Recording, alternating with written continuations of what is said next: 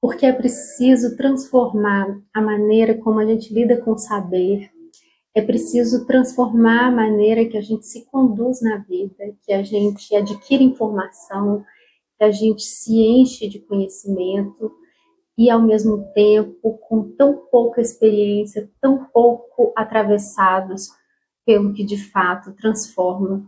Por esse e por outros motivos, o livro Tremores, do espanhol Jorge La Rosa, ou Jorge La Rosa, é tão importante e ele é tema desse episódio da série dos livros que me marcaram.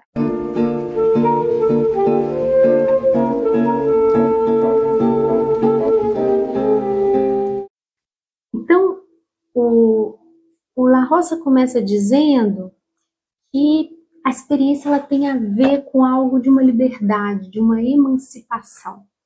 E uma emancipação tem a ver com deixar um pouco as regras institucionais, as regras governamentais e se conduzir por alguma coisa que tem a ver com o desejo, né?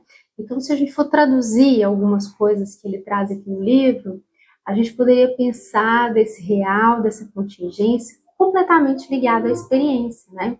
A noção de experiência. Aqui, o La Rosa não está dizendo de uma experiência como uma expertise, um amadurecimento adquirido, né? Ele está muito mais se referindo a um experienciar, né? E esse experienciar tem a ver com o corpo, com o subjetivo, com a singularidade. Não é possível que várias pessoas façam uma mesma experiência. Então, a experiência é de cada um. Né? Então, já aqui na página 12, né, ele diz assim, experiência como uma categoria vazia, livre, como uma espécie de oco, de intervalo, uma interrupção, uma quebra, uma surpresa, uma espécie de ponto cego, como o que nos acontece quando não sabemos o que acontece e, sobretudo, como isso acontece, né? Então, tem um desconhecido, tem um não saber em jogo, né? Por isso que não é possível preparar uma experiência, planejar uma experiência. Ela tem muito mais a ver com uma situação do que recebe, do que se deixa acometer por uma experiência, né? Então, aqui não existe uma ação, né? Existe algo de um receber, né? Do estar receptivo a uma experiência. Né? Então, ele vai dizer que tem essa noção de acontecimento, né? E aí, é preciso então, né? Ele diz isso, que é a experiência que faz com que a vida esteja viva, né? Porque senão ela vira um automatismo, né? E aí, nesse sentido, é impossível pedagogizar, né? Didatizar, programar, produzir uma experiência.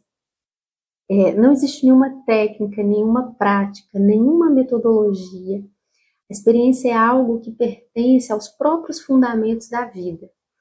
Isso é tão importante, sobretudo na psicanálise, não é? Porque isso diz muito da metodologia da psicanálise. Né? A psicanálise está diretamente relacionada com essa noção de experiência do La Rosa, porque é preciso que algo aconteça ali no consultório, durante a sessão, e esse algo ele não é previsível, não é possível antecipá-lo, né?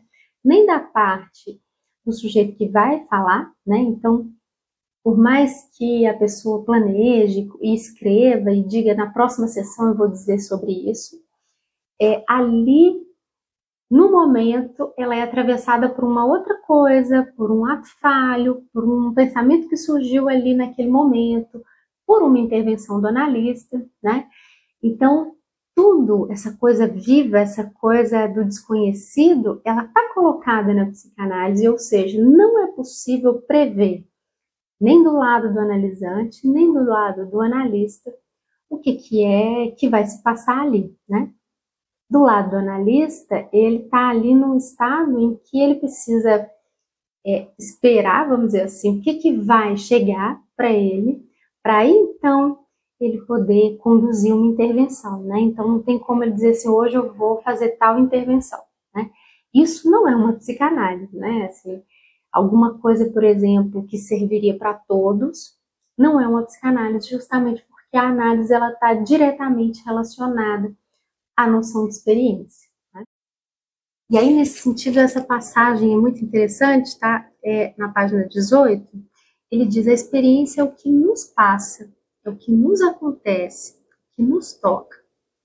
Não é o que se passa, o que acontece ou o que toca. Né? A cada dia se passam muitas coisas e quase nada nos acontece. Então, é como se tudo tivesse já muito organizado para que nada nos acontecesse. E algumas pessoas funcionam assim, né? Elas planejam o dia todo, o ano todo, para se defender de algum acontecimento que coloque essa pessoa justamente num ponto de interrogação, de dúvida, né? Qual que é o meu desejo, o que eu estou fazendo? Isso aconteceu, a gente viu durante a pandemia, que colocou na frente do sujeito um ponto de enigma. E agora, José? Né? E agora? O que é que vai acontecer com a sua vida, com as suas escolhas, com tudo que você fez? Né? Esse ponto de interrupção é o que tem a ver com a experiência. Né? Isso que falha do automatismo. E aí ele vai dizer justamente dessa aprendizagem, né? Um excesso de aprendizagem. As pessoas pesquisam, elas procuram livros, elas procuram cursos rápidos. Então tem um excesso de saber e um déficit de saber fazer, né? No sentido de saber manejar. Né? O Lacan vai dizer que um fim de uma análise seria um saber fazer com sintoma. Esse saber fazer que o Lacan se refere não tem absolutamente nada a ver com um saber racional. Né? Ele não é um saber pela via do sentido. Ele é um saber muito mais corporal, vamos dizer assim. Ele é um saber ligado ao real. Ele é justamente esse saber da contingência e da experiência. Se a gente for pensar, a gente pode fazer uma articulação, né? E aí, talvez sendo um pouco mais deleuziana, né? A gente pode pensar num surf, por exemplo. Né? O surfista ele precisa saber fazer com a onda, com a prancha, né? Mas o saber fazer é diferente tanto de um saber racional como de uma previsibilidade, né? Não tem como ele prever que onda que vai vir, o que é que vai acontecer. Ele tem como saber qual manejo que ele pode fazer disso. Tá? O Larossa vai dizer que a experiência ela é cada vez mais rara por uma falta de tempo. Né? Então, quanto mais a gente preenche a vida e o tempo com afazeres, e é isso que a gente tem visto, né, como uma realidade, mais rara é a experiência. É preciso um certo ócio, é preciso deixar um espaço, né, para que algo da experiência, do insight, de alguma coisa, de um acontecimento se coloque. Né? Então, quanto mais preenchido o tempo, menor a brecha para que uma experiência aconteça. Né? E aí ele vai dizer que o quarto lugar seria um excesso de trabalho, né? Que está ligado a essa falta de tempo. Né? Então, o trabalho também tem essa função de matar a experiência. Então, a experiência tem a ver com essa possibilidade, não é? Com esse possível, e requer esse gesto de interrupção, né?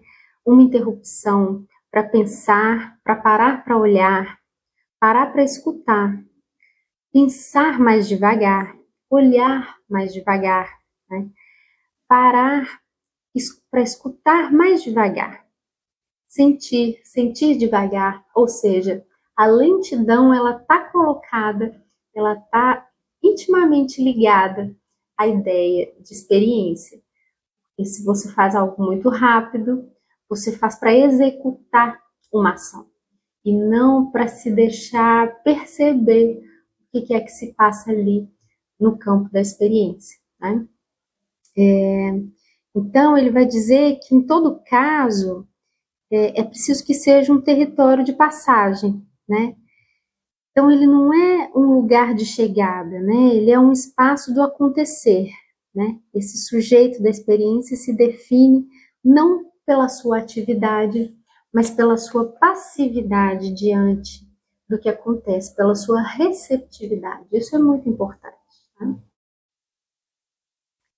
Então, ele vai dizer justamente isso, né? Nesse contraponto da experiência com a ciência, né? Ele vai dizer assim: a experiência é sempre impura, confusa, muito ligada ao tempo, a alguma coisa fugaz que escapa, né? Não tem como uma experiência durar no tempo.